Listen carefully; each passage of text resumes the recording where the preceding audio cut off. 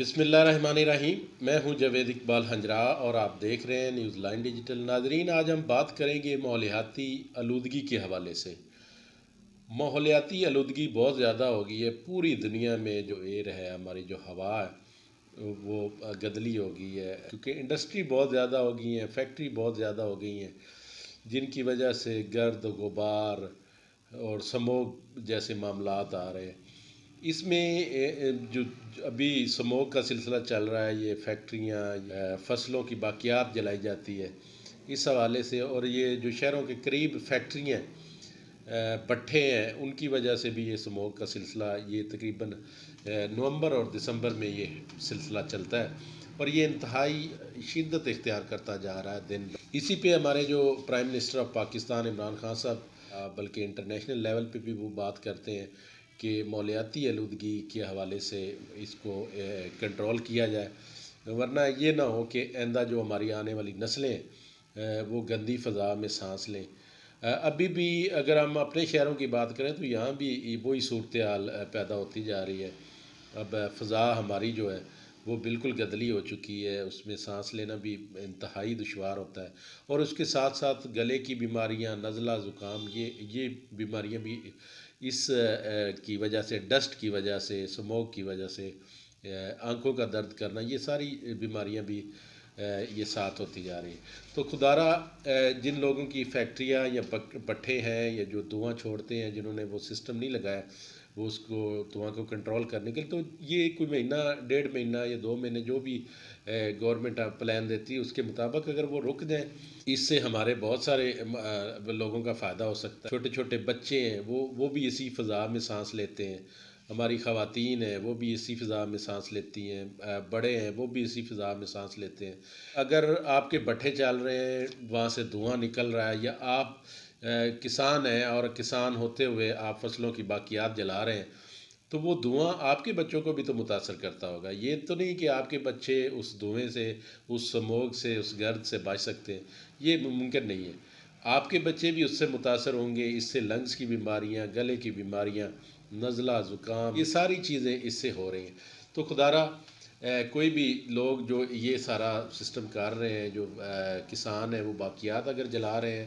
اگر کسی کسان کا کوئی بٹھا ہے، کوئی فیکٹری ہے، کوئی فیکٹری اونر ہے، کوئی مل اونر ہے، تو خدارہ یہ ایک آدھ ماہ وہ رک جائیں تو ان کے رکنے سے ماحول صاف ستھرا ہو جاتا ہے۔ پچھلے جو ڈیوریشن گزرا ہے، کرونا کا ڈیوریشن گزرا ہے، کرونا کے ڈیوریشن میں انڈسٹری تقریباً ساری بند تھی، ٹریولنگ بھی تقریباً بند تھی کیونکہ گاڑیاں بند کر دی گئی تھیں، لاک ڈاؤن ہوا تھا، پوری دنیا میں لاک ڈاؤن تھا۔ اس لاک ڈاؤن کی وجہ سے جو ہمارا انوائرمنٹ ہے، جو ہماری فضا ہے، وہ اس قدر صاف اور ستھری ہو گئی تھی کہ بڑا خوشی محسوس ہوتی تھی باہر نکلتے ہوئے، مطلب فریش فریش سی ہر چیز نظر آتی تھی۔ لیکن جو یہ سارا سسٹم دوبارہ اپنے رننگ میں آیا ہے،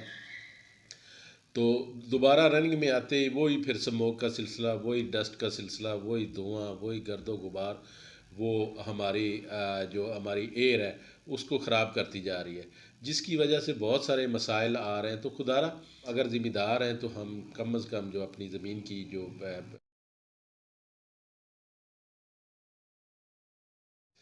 زمین کی جو وٹیں ہیں، ان کے اوپر ہم درخت اگر لگا دیں تو کیا بات ہے۔ اگر ایک ایک ذمہ دار کو 10 10 100 100 درخت پودے لگا دے تو اس سے بہت ساری چیزیں فرق آ سکتی ہیں۔ گورنمنٹ اپنے تئیں تو کر رہی ہے کام، وہ درخت بھی لگا رہی ہے، سارا کچھ بہترین ایک انداز میں کام اس پہ ہو رہا ہے، لیکن اگر ہم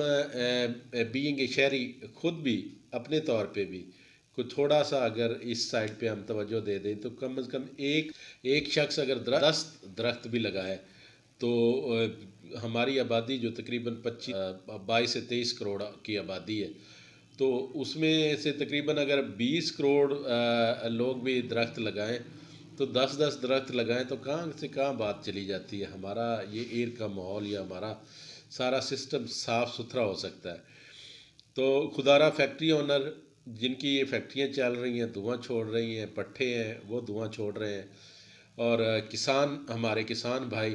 جو فصلوں کی باقیات جلا رہے ہیں، تو خدارہ ان چیزوں سے کوئی 1 ماہ کے لیے پرہیز کریں جب تک موسم ٹھیک نہیں ہو جاتا، کوئی بارشیں نہیں شروع ہو جاتی، تو اس کے بعد آپ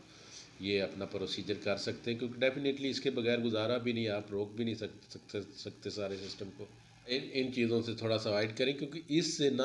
نہ صرف باقی لوگ متاثر ہوتے ہیں، آپ کے اپنے بچے بھی تو متاثر ہوتے ہوں گے۔ چھوٹے بچے ہیں، ننھے منھے بچے جو اسکولوں میں جاتے ہیں، جو ماؤں کی گود میں ہیں، ابھی گھروں میں بچے ہیں، بچیاں ہیں، تو وہ کس قدر اس سے متاثر ہوتی ہوں گی۔ تو خدا را جتنا بھی ہو سکے اس پہ کنٹرول کرنا چاہیے، اور درخت لگانے پہ زور دینا چاہیے۔ اگر ایک شخص 10 پودے لگا دیتا ہے تو اس کی آبیاری کرتا ہے یا اس کا کیئر کرتا ہے، تو وہ ہمارے لیے ایک تو وہ آکسیجن، فریش آکسیجن فراہم کرتے ہیں ہمیں، اور دوسرا جو ہماری ایئر خراب ہو رہی ہے، جو ہمارا ایئر انڈیکس خراب ہو رہا ہے، آلودگی آ رہی ہے بہت زیادہ، سموگ آتا ہے جو، اس کو بھی کنٹرول کرے گا۔ اگر ہم شمالی علاقہ جات میں چلے جائیں تو وہاں جو ٹھنڈک ہوتی ہے یا موسم بہت اچھا ہوتا ہے، وہاں کا پانی صاف شفاف ہوتا ہے، اس کی کیا ریزن ہے؟ اس کی صرف اور صرف ریزن یہ ہے کہ وہاں پہ درخت بہت زیادہ لگے ہوئے ہیں۔ آپ مری میں چلے جائیں، آپ دیگر جو ہمارے شمالی علاقہ جاتا ہے وہاں پہ چلے جائیں تو درخت ہی درخت ہے، جنگل ہی جنگل ہے، تو ان کی وجہ سے وہ فضا بہت زبردست ہوتی ہے، پر فضا وہ مقامات ہیں۔ اگر آپ کوئی 10 15 دن، 20 دن، 2 مہینے، مہینہ ادھر جا کے رہیں تو آپ کی صحت ویسے ہی بہت زبردست ہو جاتی ہے، کیونکہ آپ کو وہاں پہ صاف ستھرا ماحول ملتا ہے۔ تو کیوں نہ ہم اپنے ہی شہروں میں جو میدانی علاقے ہیں ان میں بھی تو یہ سارا کچھ کر سکتے ہیں۔ ہمارا تو جو پنجاب ہے یہ ایگریکلچر لینڈ ہے، ایگریکلچر لینڈ ہوتے ہوئے ہم اگر اپنے زمینوں کی وٹوں پہ بھی لگا دیں کچھ درخت، اپنے گھروں کے سامنے لگا دیں، اپنے صحن میں لگا دیں، تو اس سے بھی بہت ساری چیزوں میں فرق آ سکتا ہے۔ انشاءاللہ نیکسٹ کسی اور پروگرام کے ساتھ آپ کی خدمت میں حاضر ہوں گے، تب تک مجھے دیں اجازت، اللہ حافظ۔